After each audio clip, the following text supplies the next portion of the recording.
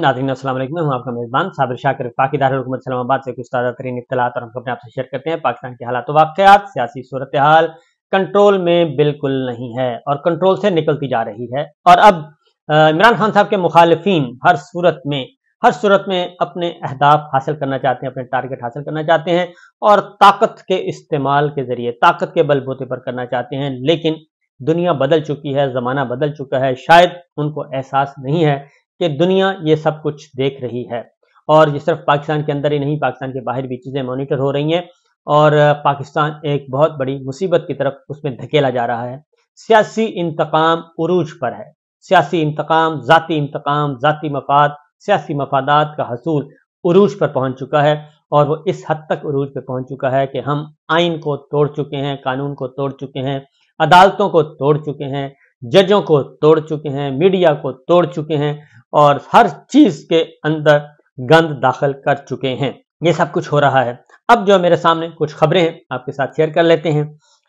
वक्त बहुत रह गया है। इलेक्शन एक तो एक्सटर्नल प्रेशर है, बाहर से बहुत ज्यादा दबाव है कि आप इलेक्शन करवाएं और मुंतखब हुकूमत लेके आएं। सिर्फ इलेक्शन का डिमांड नहीं है बल्कि election, free and fair election की डिमांड है। सिर्फ इलेक्शन पहले था कि आप इंतखाबात करवा दें, अब मसला ये नहीं है कि सिर्फ इंतखाबात करवाने हैं, अब यह है कि साफ शफाफ इंतखाबात करवाएं। पाकिस्तान के अवाम को अपने नुमाइंदे मुंतखब करने के लिए मुकम्मल आज़ादी दी जाए और ऐसे इलेक्शन करवाए जाएं जिसमें तमाम सियासी जमातें, तमाम सियासी रहनुमा हिस्सा लें और किसी के रास्ते में रुकावट न बनी जाए। लेवल प्लेइंग फील्ड दी जाए। पूरी दुनिया की नज़रें इस वक्त पाकिस्तान पे हैं, पाकिस्तान के इंतखाबात पे हैं। लेकिन पाकिस्तान के अंदर क्या हो रहा है वो बिल्कुल ही एक अफसोसनाक हो रहा है और पाकिस्तान के अंदर एक सर्वाइवल की लड़ाई लड़ी जा रही है। ज़ाती सर्वाइवल की लड़ाई लड़ी जा रही है कि मेरी ज़ात बच जाए, मैं बच जाऊं, हम बच जाएं, बाकी कोई मसला नहीं है। हर आदमी यही सोच रहा है, हर आदमी यही सोच रहा है अपनी चमड़ी दमड़ी बचाने के लिए। वो आइन को भी पामाल कर रहा है, वो कानून को भी पामाल कर रहा है, वो आइन शिकन भी बन चुका है, वो अदालत शिकन भी बन चुका है। और इसी तरीके से हमारी अदलिया के अंदर भी यही सोच है कि मैं बच जाऊं और बाकी सब बेशक पूरे का पूरा इदारा फारग हो जाए, मुझे कोई इससे परवाह नहीं है। ये जो चीज़ है ये हर जगह पाई जा रही है। लेकिन इसके बावजूद अच्छी आवाज़ें और पॉजिटिव जो वाइब्स हैं वो भी आ रही हैं, क्योंकि ऐसा नहीं होता कि पूरे का पूरा सिस्टम जो है वो सारा पूरे का पूरा सिस्टम ही हाईजैक हो जाए। और जब पूरा सिस्टम ही हाईजैक हो जाता है और करप्ट हो जाता है तो फिर रियासत जो है वो बाकी नहीं बचती। ना रियासत बाकी बचती है, ना वो फैमिली बाकी बचती है, ना वो ख़ानदान बचता है, ना वो कबीला बचता है जिसका सारे का सारा निज़ाम ही करप्ट हो जाए। तो इसलिए अच्छी आवाज़ें अभी तक मौजूद हैं, जिसकी वजह से हम पुरुम्मीद हैं कि वो अच्छी आवाज़ें जो हैं वो आएंगी ऊपर और वही आखिर में उन्हीं की बात मानी जाएगी, उन्हीं की सुनी जाएगी और फिर हम एक बार फिर पाकिस्तान जो है वो सही रास्ते पर चल पड़ेगा। बहरहाल इस वक्त सिचुएशन ये है कि दो खबरें हैं जी, दो तीन खबरें आपके साथ शेयर करता हूँ। एक तो मेजर रिटायर्ड आदिल फारूक राजा जो कि बैरून मुल्क हैं और वो एक अपना चला रहे हैं मीडिया के जरिए, डिजिटल मीडिया के जरिए मुखातिब होते हैं आपसे। उनको फौजी अदालत ने सजा दे दी है, 14 साल कैद बमुशक्कत की सजा सुना दी है और उनका कोर्ट मार्शल हुआ है उनकी गैर हाजिरी में। और उनके बारे में ये कहा गया है कि जनाब इनको अदम हाजिरी और मफरूरी की हालत में उनको सजा दी गई है और उनको फौजी कवानीन के तहत सजा दी गई है। ये तो एक तो है और इसलिए ये कहा गया है फैसले में कि आज के बाद उनको आदिल राजा लिखा जाएगा और उनके सामने नाम के साथ मेजर रिटायर्ड नहीं लगाया जाएगा। दूसरे ऑफिसर हैं वो हैं हैदर रजा मेहदी, कैप्टन रिटायर्ड हैदर रजा मेहदी। ये भी बैरून मुल्क होते हैं, ये भी अपना सोशल डिजिटल मीडिया पे एक्टिव हैं। इनको भी 12 साल कैद बामुशक्कत की सजा सुनाई गई है। उनको भी गैर हाजिरी की में सजा सुनाई गई है और इनके बारे में भी कहा गया है कि इनको भी आज के बाद कैप्टन रिटायर्ड नहीं लिखना। इनसे जो फौजी एजाज, फौजी ओहदे और फौजी जो नाम है वो वापस ले लिए गए हैं।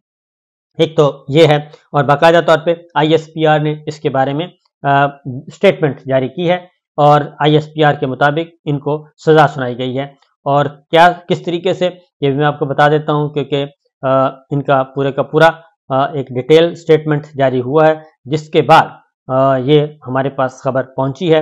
उन्होंने ये कहा है कि जी इसमें जो स्टेटमेंट सजा सुनाई गई है کہ 21 نومبر 2023 سے دونوں افسران کے رینک بھی ضبط کر لیے گئے ہیں۔ دونوں ملزمان کو پاکستان آرمی ایکٹ 1952 اور آفیشل سیکرٹ ایکٹ 1923 کے تحت field general court marshal K ذریعے سزائیں سنائی گئی ہیں۔ عادل راجہ اور حیدر مہدی کو فوجی اہلکاروں کو بغاوت پر اکسانے، جاسوسی اور قومی سلامتی کے لیے خطرے سے متعلق آفیشل سیکرٹ ایکٹ کی بعض دفعات کی خلاف ورزی پر سزا سنائی گئی ہے، اور 7 مئی 2023 کو تھانہ جنوبی لاہور کینٹ میں مقدمہ درج کیا گیا۔ 18 جون 2023 کو عادل راجہ کے خلاف باقاعدہ عدالتی کارروائی کی گئی، اور کورٹ مارشل کی کارروائی کے دوران عدالت کی جانب سے پہلا سمن 19 جون 23 کو جاری کیا گیا، اور سمن کی وصولی سفارتی ذرائع کے ذریعے کرائی گئی۔ یہ انہوں نے کہا ہے کہ دوسرا سمن 22 اگست 23 کو جاری کیا گیا۔ عدالت پیش ہونے کے لیے 30 دن کا وقت دیا گیا، اور مسلسل عدالت سے غیر حاضری پر عادل راجہ کو 7 اکتوبر 2023 کو 14 سال قید بامشقت کی سزا سنائی گئی۔ اس کا مطلب ہے یہ 7 اکتوبر 1 مہینہ سے زیادہ دن ہو گئے ہیں، 1.5 مہینہ ہو گیا یہ سزا سنائی گئی ہے۔ اور اس کے علاوہ انہوں نے کہا ہے دوسرے ملزم حیدر مہدی کے خلاف بھی 7 مئی 2023 کو تھانہ جنوبی لاہور کینٹ میں مقدمہ درج ہوا، اور ان کو بھی 26 جون 2023 کو پہلا سمن جاری ہوا۔ سمن بذریعہ کینیڈا ڈاک رجسٹرڈ میل کے ذریعے بھیجا گیا، جس میں عدالت نے ملزم کو 27 جولائی 2023 کو طلب کیا، مگر سمن وصول کیے بغیر واپس بھیج دیا گیا۔ دوسرا سمن 28 اگست 23 کو بھیجا گیا، جس میں عدالت نے ملزم کو 29 ستمبر 23 کو طلب کیا۔ دوسرا سمن بھی بغیر وصولی کے ہی واپس کر دیا گیا، اور پھر مسلسل غیر حاضری پر عدالت نے حیدر مہدی کو پاکستان پینل کوڈ کے سیکشن 131 کے تحت 12 سال قید بامشقت کی سزا سنائی۔ اور اس طریقے سے عادل فاروق راجہ اور حیدر رضا مہدی پر پہلے سے ہی کرمنل پہلے Pakistan penal code 1860، Pakistan electronic crime act اور پاکستان انسداد ایکٹ تحت بغاوت، حد تک عزت، ریاست کے خلاف جرم اکسانے پر سزا سنائی گئی۔ تو یہ سزائیں ہیں۔ اس کے ساتھ ساتھ دونوں ملزمان کے بینک اکاؤنٹس، منجمد پاسپورٹس NIC منسوخ، اور دونوں کا نام ECL میں ڈال دیا گیا۔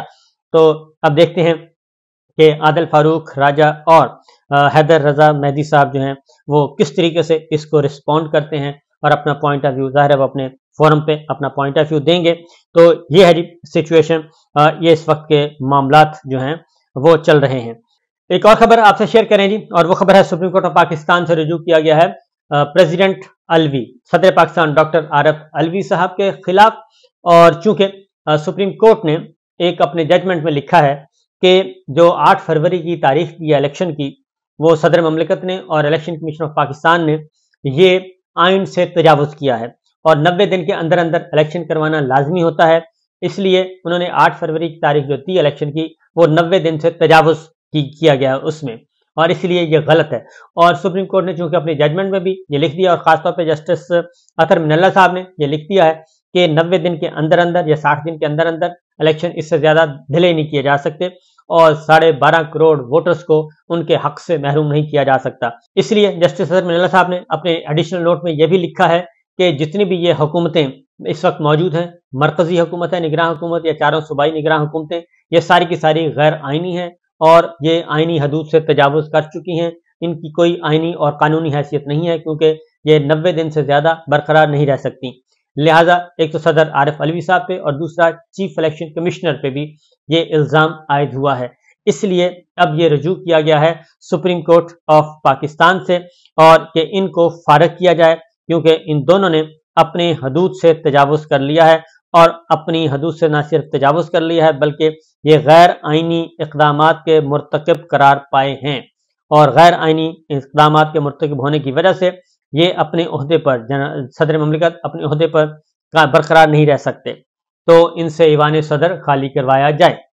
اب یہ ذرا تھوڑا سا اسکرپٹ تھوڑا سا بڑا ہوتا جا رہا ہے، اور اس کی وجہ یہ ہے کہ الیکشن ہونے نہیں ہے، الیکشن ابھی تک نہیں ہو رہے، یہ بھی چیز سامنے ہمارے، اور اس کو ڈیلے کیا جائے گا۔